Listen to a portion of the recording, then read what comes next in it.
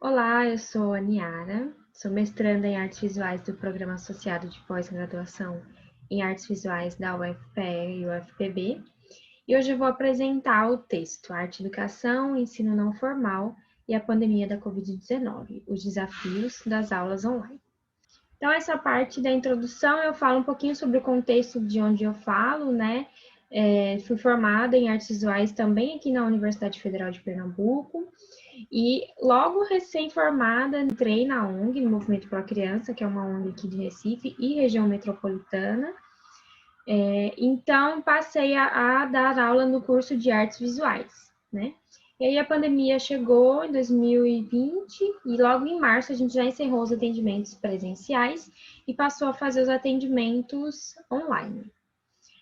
No segundo tópico, Movimento Pro Criança e o atendimento remoto durante a pandemia, eu falo um pouco mais especificamente sobre a instituição e também sobre a forma de educação, né, a forma de ensino que é trabalhada nessa instituição. Quando a gente parou os atendimentos presenciais, a gente começou primeiro com videoaulas, a gente estava adaptando ainda a questão da didática, a questão da metodologia, e depois a gente foi começando a inserir as aulas síncronas, né, usando aplicativos de reuniões online. E aí eu trago também algumas características da educação não formal, com principalmente Maria da Glória Gon, e ela traz que a educação não formal é aquela que se aprende no mundo da vida, via processos de compartilhamento de experiências, principalmente por intermédio de espaços e ações coletivas cotidianas. A educação não formal, ela se diferencia da educação da escola, né, a educação formal, a educação que ocorre dentro da escola regular, ela se diferencia por algumas características que ela tem, em relação a currículos pré-estabelecidos, a parâmetros e normas existentes na educação formal, que a educação não formal não necessariamente possui. Ainda falei, né, com Maria da Glória Gon, para ela, a educação não formal é um processo sociopolítico, cultural e pedagógico de formação para a cidadania, entendendo o político como a formação do indivíduo para interagir com o outro em sociedade. Além disso, ela ainda traz que ela não é nativa, né? Construída por escolhas ou sob certas condicionalidades. Há intencionalidades no seu desenvolvimento. O aprendizado não é espontâneo, não é dado por características da natureza, não é algo naturalizado, né? As ONGs, os lugares onde ocorre essa educação não formal, existem intencionalidades, né? E no caso do movimento Pro Criança, a intencionalidade das aulas de artes é produzir conhecimento sobre as artes. Então, o pensamento do movimento Pro Criança em relação às artes visuais é de que ela possibilita aos beneficiários, né, que são as crianças atendidas pela instituição, o desenvolvimento de competências específicas, além somente da apreciação artística. A instituição, inclusive, baseia-se na proposta triangular de Ana May Barbosa. E aí, no próximo tópico, eu começo a trazer um pouquinho dos desafios, né, que foram surgindo para mim nesse processo de adaptação para as aulas online. E aí eu trago alguns autores que também falam e também compartilham de alguns desafios, né, como Zamperetti. Ela traz que os professores dispostos à inovação saíram de sua zona de conforto e controle, direcionando-se à zona de risco, onde provavelmente teriam que lidar com diversos problemas técnicos, pedagógicos e metodológicos. Foi todo um processo que não foi feito em um mês, né, que foi sendo acompanhado, que foi sempre acompanhando as reflexões cotidianas das aulas, e esse processo ainda está existindo, né, esse processo de adaptação para essa nova realidade virtual. Zero potencialidades, porque a ONG manteve o seu atendimento, uma coisa muito importante.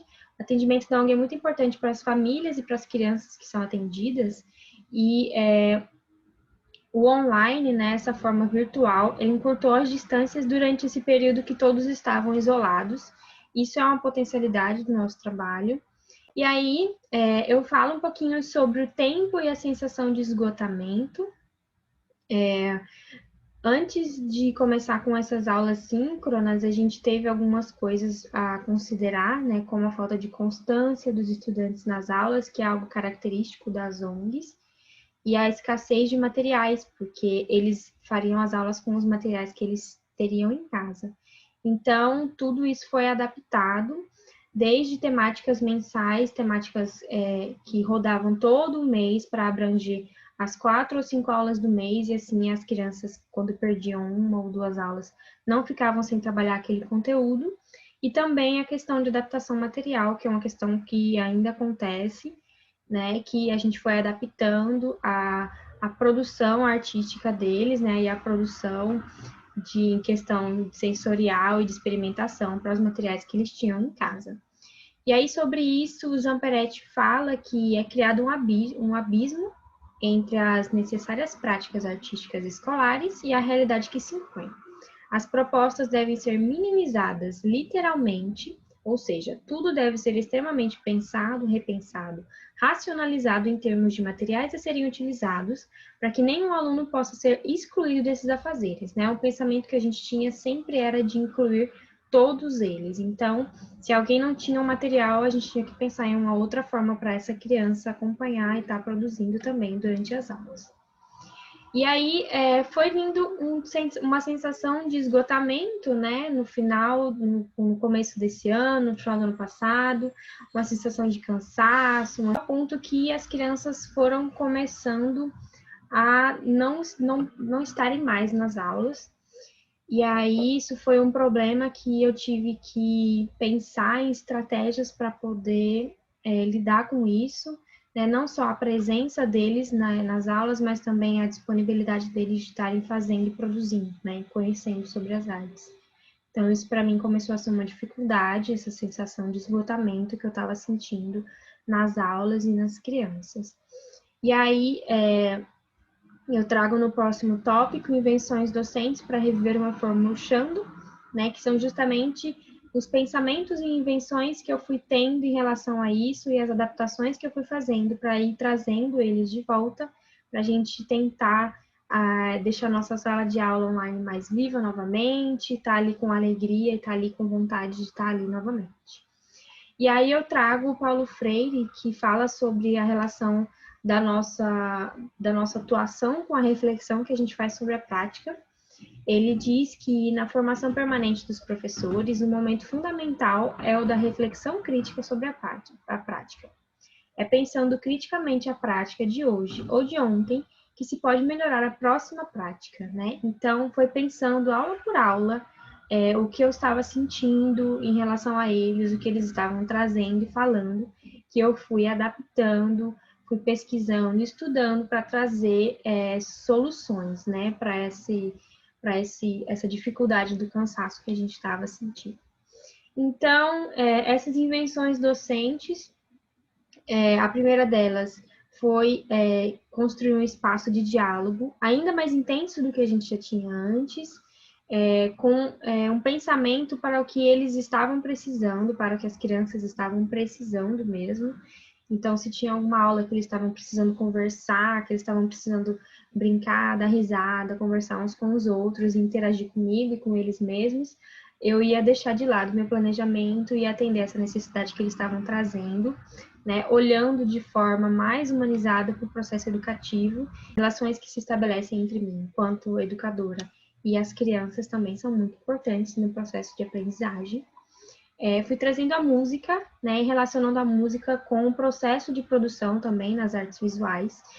A aproximação ainda mais intensa do contexto atual, pensar o contexto enquanto potência para a gente conversar e discutir sobre as artes visuais e também considerar o contexto como ponto de partida para pensar as temáticas das aulas, principalmente nesse momento, né? Trazer convidadas para a aula também foi uma coisa que me ajudou bastante a dinamizar as aulas. Então, realizar visitas online a museus, trazer convidadas artistas para as aulas, isso foi animando mais, acendendo ainda mais e revivendo mais a flor deles. E eles foram começando a se interessar novamente pelo processo. E fazer, durante o planejamento, trazendo o planejamento, uma aula aberta e uma exposição mensal, né? Em uma das aulas do mês, exposição online dos trabalhos que eles faziam. Isso também ajudou muito a questão do pertencimento e o reconhecimento pela produção, né? E mostrar sua produção, isso é muito importante, né? No contexto das crianças. E isso foi também trazendo mais ânimo, mais fôlego e revivendo a flor que estava murchando anteriormente. E eu trago como possíveis desfechos reflexões que nos acompanham, né, durante toda a nossa caminhada docente. Então, é importante pensar na nossa prática docente enquanto potência, enquanto força, né, enquanto presença durante esse período da pandemia, de isolamento social. Então, aqui tem as referências que eu trouxe no slide e muito obrigada.